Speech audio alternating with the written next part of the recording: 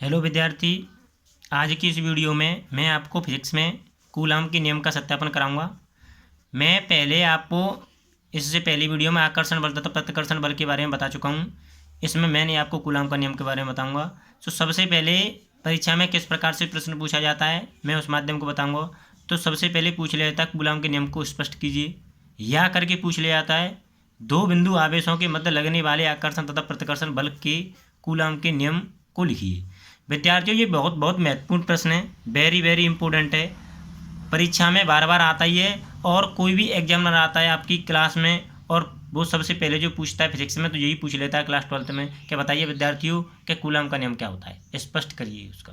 तो विद्यार्थियों बहुत ही बारीक से समझें, ध्यान से समझें इसको। तो सबसे पहले मैंने आपको यहाँ बताया है, तो सबसे पहले मैंने यहाँ आपको नोट बताया है कि विद्यार्थियों नोट में मैंने लिखा है कि कूलाम के नियम का सत्यापन किसने किया था।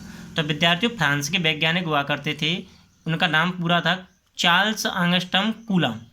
उनका पूरा नाम था चार्ल्स एंगस्ट्रॉम कूलाम। ये कहाँ के थे? फ्रांस के। इन्होंने सन 1785 ईस्वी में इस नियम को प्रतिपादित किया था। तो मैंने यहाँ लिख दिया है, नोट में आप भी लिखें। और लड़कों के लिए खास करके ये विद्यार्थियों सभी के लिए है कि 1 नंबर में ये प्रश्न पूछ लिया जाता है परीक्षा में। ये 1 नंबर में भी पूछ लिया जाता है, बहुविकल्पी प्रश्न पूछ लिया जाता है। बताइए कि कूलाम का नियम किस वैज्ञानिक ने प्रतिपादित किया था और कौन सी सन में? तो आप बताएंगे फ्रांस के वैज्ञानिक चार्ल्स एंगस्ट्रॉम ने सन 1785 ईस्वी में इस नियम को प्रतिपादित किया। तो मैंने यहाँ कूलाम के नियम की परिभाषा लिख दी है। वीडियो छोटी हो इसलिए पहली परिभाषा नोट कर दी है। मैं आपको चित्र के माध्यम से इसका डेरिवेट कराऊंगा और इसको चित्र परिभाषा को भी याद कराऊंगा। तो विद्यार्थियों क्या होता है कूलाम का नियम? दो बिंदु आवेशों के, या ऐसे करके दो स्थिर बिंदु आवेशों के मध्य लगने वाले आकर्षण बल तथा प्रतिकर्षण बल, दोनों बलों के बारे में मैंने पहली वीडियो में बता दिया। आकर्षण बल तथा प्रतिकर्षण बल दोनों आवेशों के परिणामी के गुणनफल के अनुक्रमानुपाती तथा दोनों आवेशों के बीच की दूरी के वर्ग के व्युत्क्रमानुपाती। जैसे विद्यार्थियों देखो, ये कोई Q1 आवेश है और ये कोई Q2 आवेश है, दो आवेश है।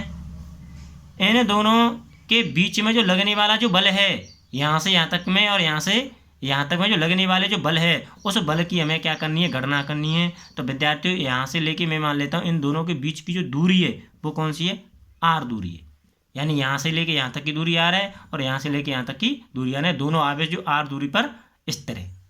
तो विद्यार्थियों इस दोनों बल के हमें बल की गणना करनी है। तो क्या है परिभाषा? कैसे देखो, परिभाषा कैसे नोट करते हैं कि जब दो बिंदु आवेश, तो देखो Q1 Q2 दो बिंदु आवेश हैं, इन दोनों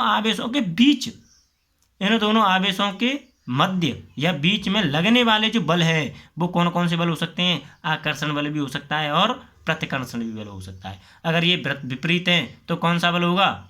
विपरीत के लिए कौन सा लगता है? आकर्षण बल, और समान के लिए कौन सा लगता है? प्रतिकर्षण बल। तो विद्यार्थियों इन परिभाषा कैसे नोट करेंगे? परिभाषा कैसे नोट करते हैं, कैसे याद करते हैं कि इन्हीं दोनों आवेशों के बीच जो लगने वाले जो आकर्षण तथा प्रतिकर्षण बल है, उन पर बलों के गुणनफल के तो अनुक्रमानुपाती होता है तथा इन्हीं दोनों बिंदु आवेशों के बीच की दूरी के वर्ग के व्युत्क्रमानुपाती होता है। इसी को हम क्या कहते हैं? कूलाम का नियम कहते हैं। यही मैंने परिभाषा में नोट किया है। तो विद्यार्थियों माना, मैंने मान लिया है, माना मैं इसकी अब गणना करूँगा। माना Q1 Q2 दो आवेश हैं तथा इन दोनों आवेशों की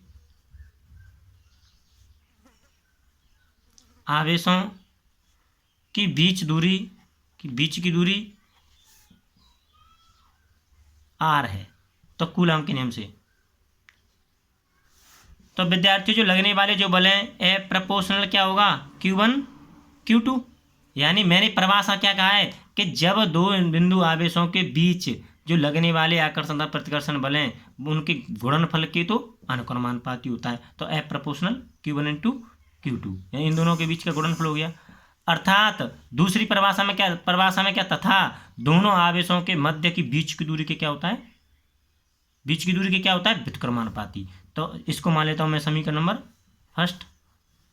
तो F प्रोपोर्शनल 1/r² व्युत्क्रमानुपाती होता है बेटा उल्टा। व्युत्क्रमानुपाती का मतलब क्या है? उल्टा। समीकरण नंबर सेकंड, समीकरण फर्स्ट तथा समीकरण सेकंड से तो F proportional Q1 Q2 into 1/r²।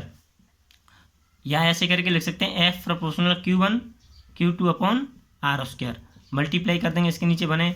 तो विद्यार्थियों क्या है ये समीकरण नंबर, यहाँ क्या है देखो F proportional Q1 Q2 upon r square, तो हमें पहले से ही पता है कि अनुक्रमानुपाती का चिन्ह हटा देते हैं और एक कोई कांस्टेंट ले लेते हैं। तो F बराबर का चिन्ह लगा देंगे और Q1 Q2 upon r square, जहाँ के एक अनुक्रमानुपाती नियतांक है,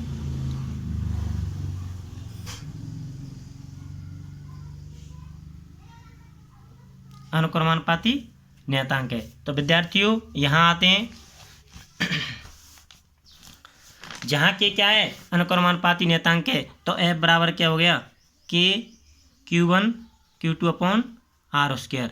इसको मैं मान लेता हूँ समीकरण नंबर थर्ड, समीकरण फर्स्ट ये रहा, समीकरण सेकंड और इसको समीकरण नंबर थर्ड। तो विद्यार्थियों के का, जहाँ के एक अनुक्रमानुपाती नियतांक है और के का मान के बराबर होता है 1/4πε0, के का मान होता है 1/4πε0 और के का मान होता है 1/4πε0 और 1/4πε0 का मान होता है 9 × 10⁹ न्यूटन मीटर स्क्वायर प्रति कूलम स्क्वायर। ठीक है विद्यार्थियों, तो समीकरण नंबर थर्ड में के का मान 1/4πε0 रखने पर, तो ए बराबर क्या हो जाएगा, समीकरण नंबर 3 है, इसमें क्या है के का मान हटाना, के का मान रख दीजिए, तो एफ बराबर क्या हो जाएगा 1/4πε0 और Q1 Q2 upon r square. और एफ का मात्रक क्या होता है, बल का मात्रक क्या होता है न्यूटन, क्या होता है न्यूटन। यही विद्यार्थियों कूलम का नियम में, कूलम का नियम का सत्यापन हो गया। या करके ऐसे करके लिख सकते हैं 1/4πε0 को मान भी लगा सकते हैं, एफ बराबर हो जाएगा 9 × 10⁹ Q1 Q2 upon r square. Hence proof. बहुत बहुत महत्वपूर्ण प्रश्न है विद्यार्थियों, परीक्षा में बार बार पूछ लिया जाता है। और आगे की मैं आपको आगे की वीडियो में यहाँ ε0 के मान की गणना करना बताऊंगा। धन्यवाद विद्यार्थियों।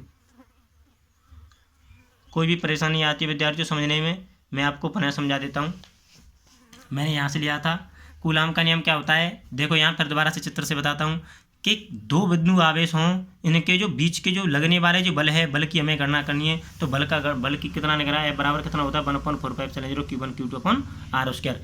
इन दोनों जो बल की परिभाषा कैसे लिखते हैं, किन्हीं दो बिंदु आवेशों के बीच लगने वाले आकर्षण तथा प्रतिकर्षण बल, इन दोनों के बीच में लगने वाले आकर्षण तथा प्रतिकर्षण बल के गुणनफल के तो अनुक्रमानुपाती होता है, तथा इन्हीं दोनों आवेशों के बीच की दूरी के वर्ग के व्युत्क्रमानुपाती होता है। तो F proportional Q1 into Q2 समीकरण नंबर फर्स्ट मान लिया, F प्रोपोर्शनल 1/r स्क्वायर समीकरण नंबर सेकंड माना था मैंने, समीकरण फर्स्ट तथा समीकरण सेकंड से F proportional Q1 into Q2 into 1/r square, F proportional यहाँ मैंने दोनों का मल्टीप्लाई कर दिया, अनुक्रमानुपाती का चिन्ह हटा दिया, एक बराबर का चिन्ह ले लिया और एक बराबर का चिन्ह लेते हैं, अनुक्रमानुपाती चिन्ह हटा के एक कांस्टेंट यानी एक नियतांक ले लेते हैं, जो मैंने ले लिया के एक अनुक्रमानुपाती नियतांक है और के का मान होता है 1/4πε0 और 1/4πε0 का मान 1/4πε0 का भी मान होता है 9 × 10⁹ न्यूटन मीटर स्क्वायर प्रति कूलम। समीकरण थर्ड में मैंने 1/4πε0 रख दिया है, यह मैंने ये आ गया, यही कूलम का